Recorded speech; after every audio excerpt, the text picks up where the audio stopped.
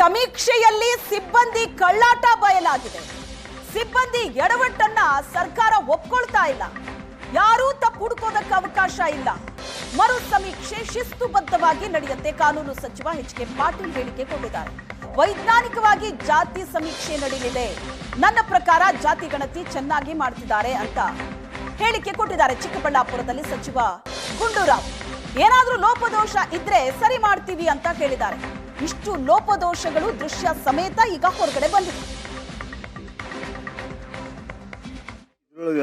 10 ಲಕ್ಷ ಜನರ ಇದು ಆಗಿಲ್ಲ ಅಂತ ಹೇಳಿ, 10 ಲಕ್ಷ ಜನರದು ಇನ್ನು ಬಂದಿಲ್ಲ ಅಂತ ಹೇಳಿ, ಬಹುಶಃ ಬಹಳ ವೈಜ್ಞಾನಿಕವಾಗಿ ಶಿಸ್ತುಬದ್ಧವಾಗಿ ಆ ಸಮೀಕ್ಷೆ ನಡೆದಿದೆ. ಯಾರು ಅದರಲ್ಲಿ ತಪ್ಪು ಹುಡುಕೋದಕ್ಕೆ ಅವಕಾಶ ಇಲ್ಲ. ನೋಡಿ, ನನ್ನ ಪ್ರಕಾರ ಈ ಜಾತಿ ಗಣತಿಯನ್ನ ಚೆನ್ನಾಗಿ ಮಾಡ್ತಾ ಇದ್ದಾರೆ.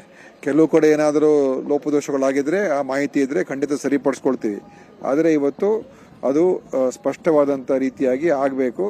ಮತ್ತು ಏನು ಒಂದು ಗೊಂದಲಗಳಿರ್ತದೆ, ಅಂದ್ರೆ ಒಬ್ಬರೊಬ್ಬರು ಅಭಿಪ್ರಾಯಗಳು ಬೇರೆ ಬೇರೆ ತರ ಇರ್ತದೆ, ಅದನ್ನ ನಿವಾರಣೆ ಮಾಡತಕ್ಕಂಥದ್ದಕ್ಕೆ ಈ ಒಂದು ಜಾತಿ ಗಣತಿ ಅಂದ್ರೆ SC/ST ಮನೆಗಳನ್ನ ಭೇಟಿ ಕೊಟ್ಟು ಎಷ್ಟಿದ್ದಾರೆ ಅಂತ ನೋಡುವಂಥದ್ದು ಅಷ್ಟೇ. ಈ ಜಾತಿ ಗಣತಿಯಲ್ಲಿ ಸಾಮಾಜಿಕ ಆರ್ಥಿಕ ಸ್ಥಿತಿಗತಿಯನ್ನು ಈಗಾಗಲೇ ಹಿಂದೆ ಮಾಡಾಗಿದೆ.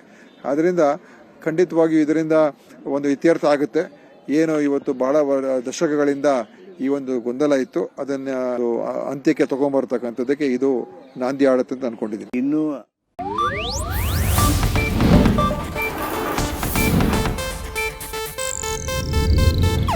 ಇದು ಏಷ್ಯಾನೆಟ್ ನ್ಯೂಸ್ ನೆಟ್ವರ್ಕ್ ಪ್ರಸ್ತುತಿ.